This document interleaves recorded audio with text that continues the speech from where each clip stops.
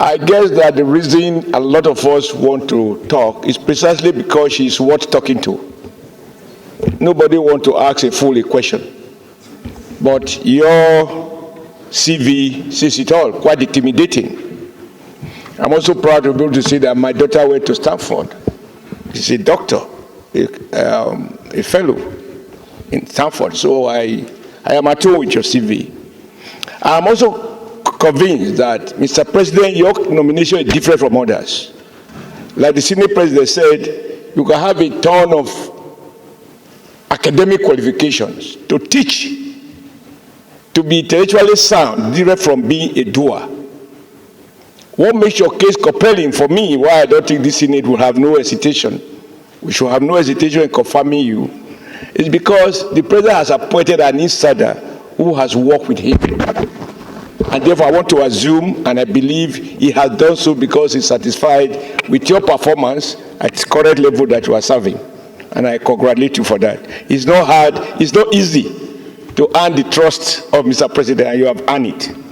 Which is why I am able to ask you, therefore, what will you do differently?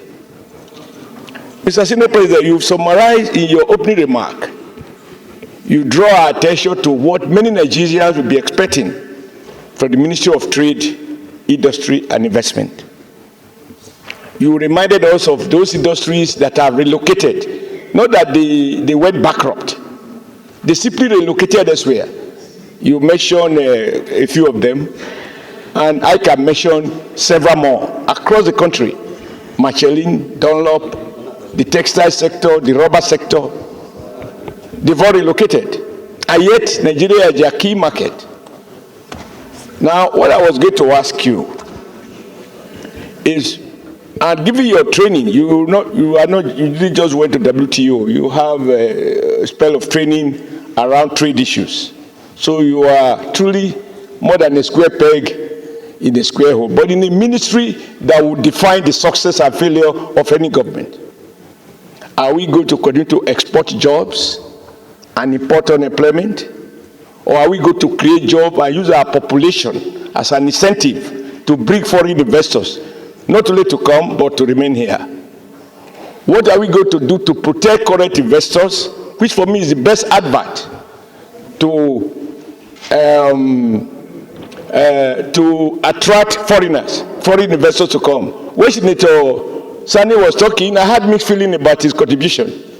Because, Mr. President, sir, some of those waivers are meant to be part of the incentive. Tax holidays are meant to be part of well-thought-out incentive, because investors are greedy by nature. So you need to give them a bait to bring them in and tell them whatever profit you make for the first X number of years, you will pocket it.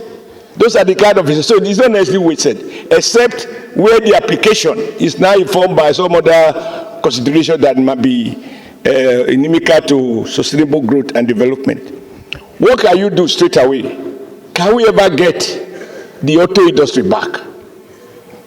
You are in Lagos, and I'm sure you are not too young to remember Volkswagen. Today they make beautiful vehicles. So, is there any hope if we revise our policies that let them to vote with their feet? What kind of policy do you think we need to have in place for the automobile sectors to come back? The Volkswagen of this world, the Toyotas of this world, the Peugeot, the Mercedes-Benz, all of them that are on Nigeria roads today, they were here before.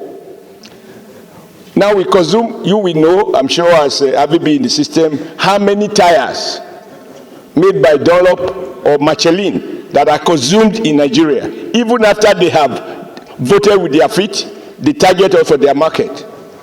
What do we do to use our population as the main instrument to bring them back? And with your knowledge of WTO, are you sure they are fair?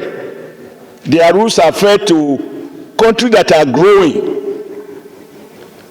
At a time when even America, as we speak today, has imposed 100% duty on cars made in China.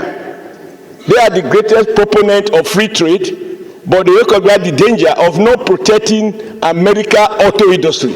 So to protect General Motors and all those companies in US that are manufacturing cars, particularly these electronic cars. The Chinese appear to have mastered the skill so that the way the General Motors can compete is for America to increase their duty by 100%. So what will we do as Nigeria to say to Dunlop, you can't sell here if you don't locate here? To tell Macheli, if you left us, your brother cannot come here. Because that is the only thing we have to sell, our size. The textile industry, of course, looking at the way we dress, and Mr. Senate President, when I was a textile worker, you are an example of Nigeria consumption pattern. Our consumption per capita is higher than average in Africa, or even in the world, because of our mode of traditional dressing. One person wearing 8 meters at a stretch. Forget about my own small size of 2 feet by 2 feet. So I congratulate you. I believe you deserve to be confirmed, but I want to be educated, using the opportunity of this hearing as to how do we deal with this challenge of more companies leaving us and yet selling their goods to Nigeria. All those textile factories, Mr. President, that left, they didn't leave Nigeria alone. They just relocated. Instead of having Chinese company, now we have Chinatown. What did they sell in Chinatown? They sell all sorts of things, including substandard fabrics. But in Nigeria, they were producing high-quality fabric in Ikorodu in Lagos, since you are from Lagos State.